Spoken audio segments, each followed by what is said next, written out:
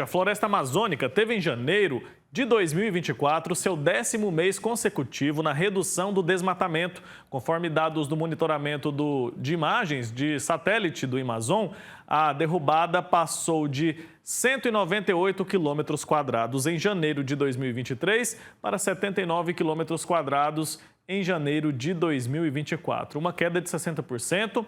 A gente vai tratar desse assunto agora ao vivo com o Rômulo Batista, que é porta-voz do Greenpeace Brasil. Está conectado aqui com a gente. Bom dia, seja muito bem-vindo. Bom dia, Wilker Oliveira. Bom dia a todos os telespectadores aí do Jornal Brasil Hoje.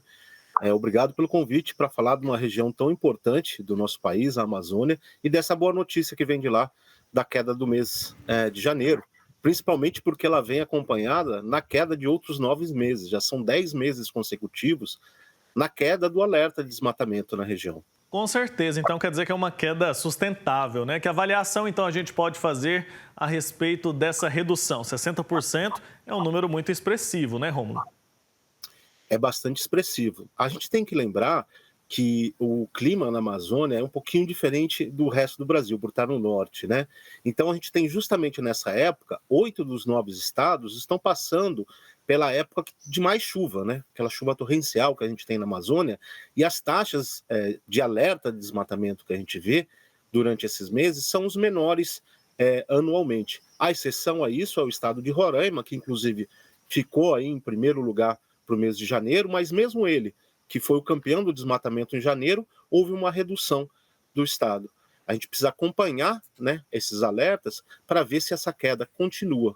A boa notícia é que nesses 10 meses estão incluídos os meses com a maior taxa de desmatamento, os maiores números de alertas de desmatamento, e nesses meses de agosto, setembro, outubro e até mesmo novembro, também houve redução. Então essa é uma ótima notícia que vem da Amazônia e a gente espera que essas taxas continuem caindo. Porque o ideal para o Brasil é ter um desmatamento zero, como já foi, inclusive, prometido para o governo, mas não em 2030. Nós precisamos alcançar esse desmatamento zero o quanto antes.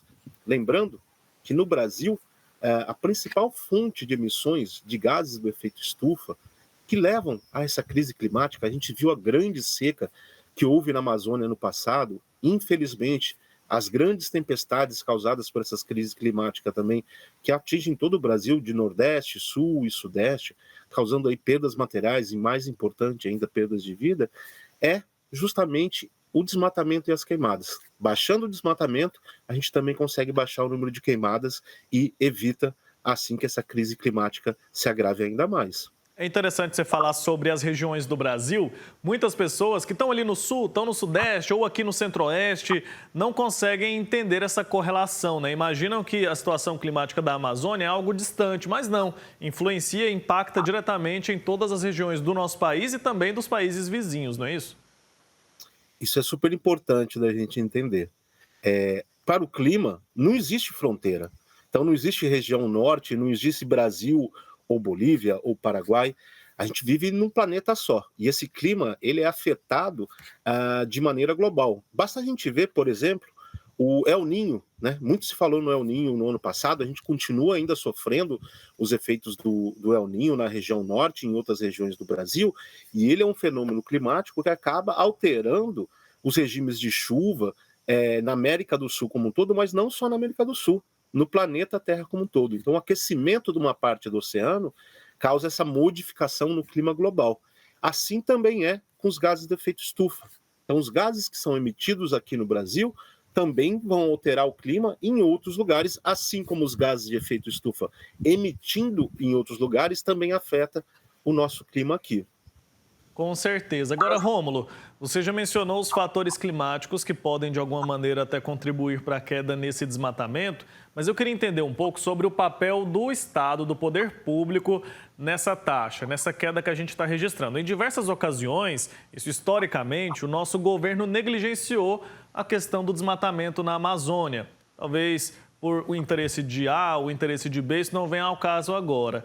Mas a realidade hoje, ela é um pouco diferente, né? Não dá para fechar os olhos para a situação que se agravou bastante nos últimos tempos, né? Então, de fato, qual é o poder, a influência do poder público nessa questão? Olha, isso é verdade, né? O desmatamento, ele é um problema complexo. Então, a gente não pode atribuir somente a um fator essa queda que a gente vem. E é fato que o atual governo, ele mudou o discurso quanto à questão ambiental, né? Prestando muito mais atenção e apoiando os órgãos de fiscalização, controle e monitoramento da floresta. Isso aumentou, assim, o número de fiscalização, o número de multas, e isso contribuiu de maneira muito importante para a queda nesse desmatamento. Vale lembrar também que ele trouxe de volta o PPCDAM, que é o Plano de Prevenção e Controle ao Desmatamento da Amazônia, que são ações integradas por mais de 12 ministérios que olham para a Amazônia e pensam formas de combater e evitar esse desmatamento. Mas o importante também é que continuar essa queda no desmatamento, mas também trazer um novo modelo de economia que possa conviver com a floresta em pé, gerando renda e também gerando benefícios sociais, porque são quase 20 milhões de brasileiros vivendo na região da floresta amazônica que precisam de uma opção econômica que conviva com a floresta e que não seja somente dependente da derrubada dela para gerar algum tipo de renda. Dá para fazer isso? Porque, em muitos casos, a gente percebe que o discurso é como se fossem questões antagônicas, né? Ou você tem lucro ou faturamento, ou você preserva a natureza. Tem como unir as duas coisas? Sim, é possível e já existem projetos exitosos mostrando isso. Por exemplo, se a gente pegar a questão do açaí, do cacau, de algumas outras, do manejo florestal sustentável, eles geram mais renda, por exemplo, do que um pasto. Então, você tem que integrar, primeiro, a sociedade do Norte e também pensar em um projeto a médio e longo prazo para a geração de novas receitas. Eu fico imaginando se a gente tivesse tido uma empresa brasileira da biodiversidade da Amazônia, como a gente tem a Embrapa para a agricultura, que ao longo de 40, 50 anos, estudando essa floresta e estudando a biodiversidade, de como utilizar essa floresta, mantendo ela em pé, gerando divisas, recursos, tanto para a região norte como para outras regiões do Brasil.